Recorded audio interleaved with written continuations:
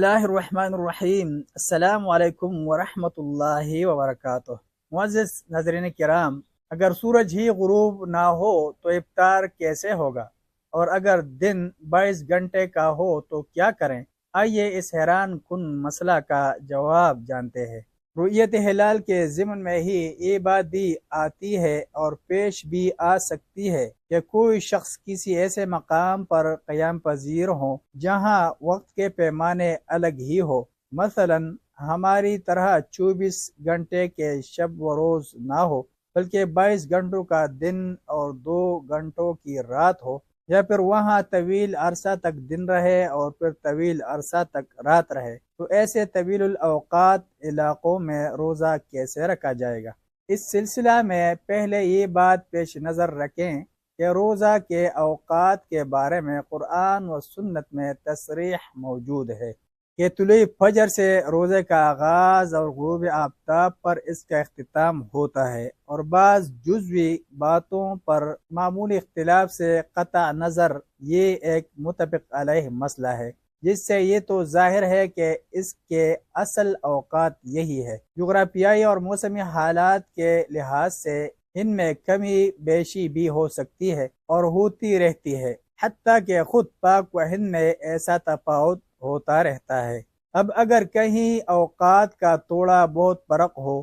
مثلا دن 12 گھنٹوں کی بجائے 16 یا 17 گھنٹوں کا ہو جائے تو ظاہر ہے کہ روزہ کا حکم تب بھی یہی رہے گا، لیکن اگر کہیں غیر معمولی فرق ہو جائے، مثلا 20 یا 22 گھنٹوں کا دن ہو جائے اور صرف 2-4 گھنٹوں کی رات رہ جائے، تو بھی قرآن و سنت کے عمومی احکام کا تقاضا تو یہی ہے کہ روزہ طلوع فجر سے غروب آفتاب تک ہو، اور احناف کا فتویٰ اسی پر ہے۔ البتہ چونکہ بسا اوقات اس کی وجہ سے غیر معمولی مشقت پیدا ہو جائے گی اور عمر رسیدہ یا کمزور آدمیوں کے لیے روزہ رکھنا دشوار ہو جائے گا، اس لیے علماء اس بات پر غور کر سکتے ہیں کہ کیا دوسرے قریبی معتدل موسم کے علاقوں کی رعایت کرتے ہوئے غروب آفتاب سے پہلے روزہ افطار کر لینا درست ہوگا یا نہیں، اور اس بات کا فیصلہ کرنے میں فقہا کے وہ خیالات بھی سامنے رکھے جا سکتے ہیں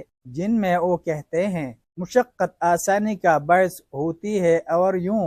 ضرر زائل کیا جائے گا، اور فقہائے احناف نے تو بھوک و پیاس کی ہلاکت خیز شدت کو بھی روزہ توڑنے کے لیے عذر قرار دیا ہے۔ چنانچہ فتاوی عالمگیری میں ایسے اعذار کا ذکر کرتے ہوئے لکھا ہے کہ انہی اعذار میں سے بھوک و پیاس کی شدت ہے جس سے ہلاکت یا دماغی توازن بگڑ جانے کا خطرہ و اندیشہ ہو جائے، جیسے کوئی کنیز کام کی انجام دہی سے عاجز ہو اور روزہ رکھنے کی وجہ سے ہلاکت کا اندیشہ رکھتی ہو۔ ایسے ہی وہ شخص جسے شاہی افسر تعمیری یا زراعتی کاموں کے لیے سخت گرم دنوں میں کہیں لے جائے اور اس کی ہلاکت یا دماغ کے متاثر ہو جانے کا اندیشہ ہو، ایسے میں روزہ توڑنے کی تو اجازت دی گئی ہے، اور ایسی نادر صورتوں میں اس پر کوئی کفارہ بھی نہیں ہوگا بلکہ صرف قضا ہی ہوگی۔ اور اگر کہیں ایسی صورت مسلسل ہو تو اس کے بارے میں اہل علم کو سوچنا چاہیے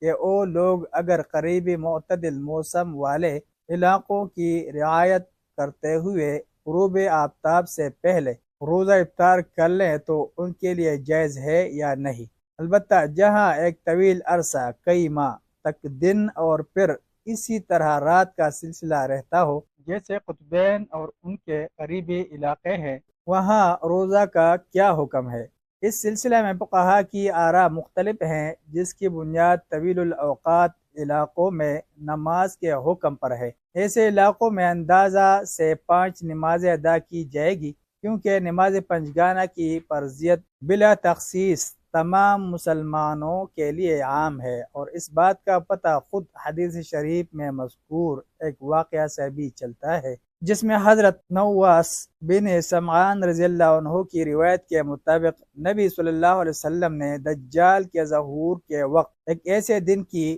پیشن گوئی فرمائی ہے جو 1 سال کے برابر ہوگا، اور اس حدیث میں مذکور ہے فَذَلِكَ الْيَوْمُ الَّذِي كَسَنَةٍ أَتَكْفِينَا فِيهِ صَلَاةُ يَوْمٍ قَالَ لَا أُقْدِرُ لَهُ قَدْرَهُ صحابہ کرام رضی اللہ عنہم بیان فرماتے ہیں کہ ہم نے عرض کیا، اے اللہ کے رسول صلی اللہ علیہ وسلم، اس دن جو 1 سال کے مساوی ہوگا، کیا ایک دن کی نماز کافی ہو جائے گی؟ آپ صلی اللہ علیہ وسلم نے فرمایا، نہیں، بلکہ اس دن اندازہ سے کام لو۔ اس حدیث نے گویا نمازوں کے مسئلہ کو 2 ٹوک کر دیا ہے کہ ان کے اوقات کے لیے اندازہ سے کام لیا جائے گا کہ ہر 24 گھنٹوں کو ایک شب و روز تصور کر کے اوقات نماز کے درمیان جو فصل ہے اس کا تناسب ملحوظ رکھتے ہوئے نمازیں پڑھی جائیں گی، کیونکہ شرح مسلم نووی میں اندازے سے کام لینے کی تشریح بیان کرتے ہوئے لکھا ہے، فجر پڑھیں اور جب طلوع فجر اور ظہر کے درمیانی وقت کے مطابق عرصہ گزر گیا تو نماز ظہر پڑھے، اور جب ظہر اور عصر کے درمیانی وقت کا عرصہ گزر گیا تو نماز عصر پڑھے، اور پھر عصر و مغرب کے درمیانی وقت کے مطابق عرصہ گزر گیا تو مغرب پڑھے، اور اسی طرح ہی عشاء پھر فجر، ظہر پھر عصر پھر مغرب اور نماز عشاء، یہ سلسلہ اسی طرح ہی چلتا رہے گا یہاں تک کہ وہ دن ختم ہو جائے۔ ایسے طویل الاوقات علاقوں میں جس طرح نماز کے اوقات کا اندازے سے تعین کیا جائے گا اور جس طرح نماز کی فرضیت بلا تخصیص عام ہے، اسی طرح ہی ماہ رمضان کے روزوں کی فرضیت و حکم بھی چونکہ بلا تخصیص تمام مسلمانوں کے لیے عام ہے، اور یہ اسی وقت برقرار رہ سکتا ہے جب ایسے مقامات پر بھی اندازے سے سال کے 12 مہینے متعین کیے جائے اور ان میں سے ماہ رمضان المبارک کے روزے رکھے جائے، اور ایسے مقامات کے باشندوں کو ان مقامات کے مطابق عمل کرنا چاہیے جو ان سے قریب ہیں، اور وہاں معمول کے مطابق دن اور رات کی آمد و رفت کا سلسلہ جاری ہے، کیونکہ وقت کی حیثیت محض ایک علامت کی ہے۔ واللہ عالم۔ ملتے ہیں ایک نئے ویڈیو کے ساتھ۔ جزاکم اللہ خیرہ۔ السلام علیکم ورحمۃ اللہ وبرکاتہ۔